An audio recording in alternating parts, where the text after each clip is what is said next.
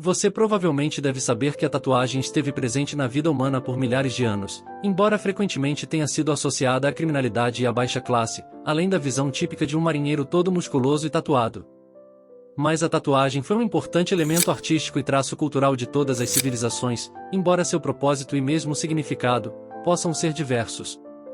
O Tzik é uma das múmias mais antigas já encontradas, com mais de 5.000 anos de existência, possuía pelo menos mais de 60 tatuagens pelo seu corpo.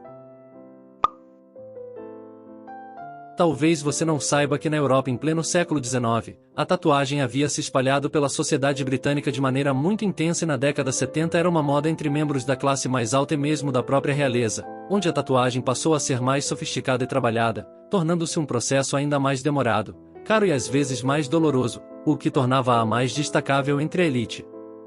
Já no final do século, a maioria dos membros da pequena nobreza possuíam alguma arte em sua pele e muitas figuras históricas também exibiam seus corpos marcados, como Jorge V, rei do Reino Unido, o também rei Eduardo VII, Frederico IX da Dinamarca, o rei da Romênia, o próprio Kaiser Guilherme II, o rei espanhol Alfonso XIII e o também rei iugoslavo possuíam desenhos em seus corpos, exibindo símbolos, brasões reais de suas respectivas famílias e outros desenhos.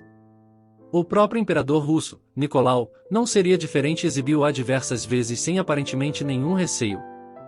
Quando Nicolau era ainda jovem e herdeiro do trono, ele fez uma série de viagens para estudar culturas estrangeiras e conhecer pessoas de diferentes partes do mundo, pois acreditava que isto refinaria sua educação e prepará-lo-ia melhor quando assumisse o trono. Suas visitas incluíram diversos países como a Grécia, Egito, Índia, Ceilão, Singapura, China, Japão e Sião. Segundo a história, contada pelo próprio Kizar em seu diário, 2 tatuadores japoneses embarcaram na embarcação que estava ao chegar à cidade de Nagasaki. Eis o que ele escreveu. Terça-feira. Acordei com um lindo dia, a costa estava acenando. As ruas e casas de Nagasaki causam uma impressão maravilhosamente agradável, em tudo está perfeitamente limpo e parece arrumado. É um prazer entrar em suas casas e os japoneses são pessoas tão cordiais e amigáveis. Voltamos à fragata às 5 horas para tomar chá. Depois do jantar, resolvi fazer uma tatuagem de dragão no braço direito, que demorou exatamente 7 horas para ficar pronta. Basta passar por esse tipo de prazer uma vez para me desencorajar de embarcar novamente nessa aventura. O dragão acabou muito bem e minha mão não doeu nada.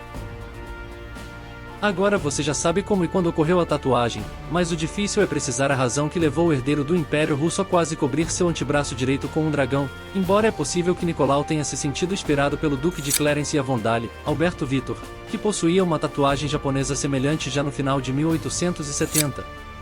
Não é possível precisar a escolha do dragão, apenas teorizar já que o dragão negro de Nicolau representa poder, força e sabedoria, sendo considerado como um benéfico símbolo protetivo e de bons augúrios para seu portador.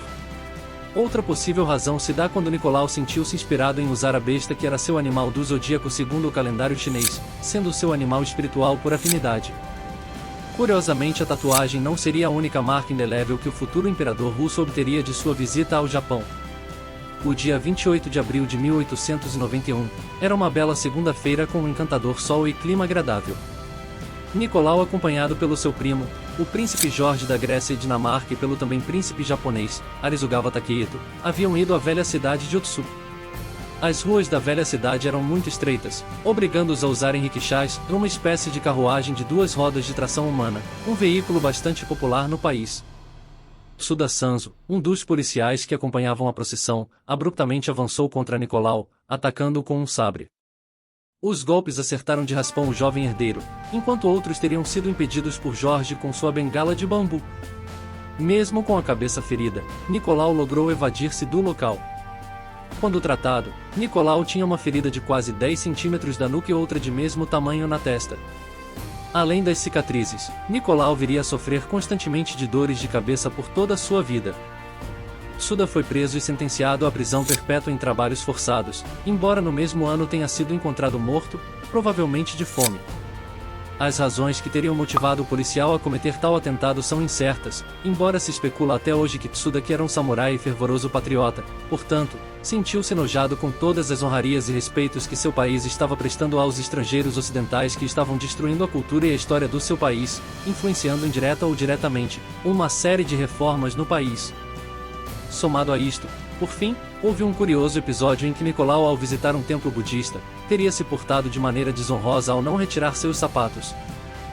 Fosse como fosse, o governo japonês temeu pelas relações diplomáticas, embora Nicolau, a princípio, tenha claramente se expressado que esperava que o incidente não turbasse relações entre ambos países.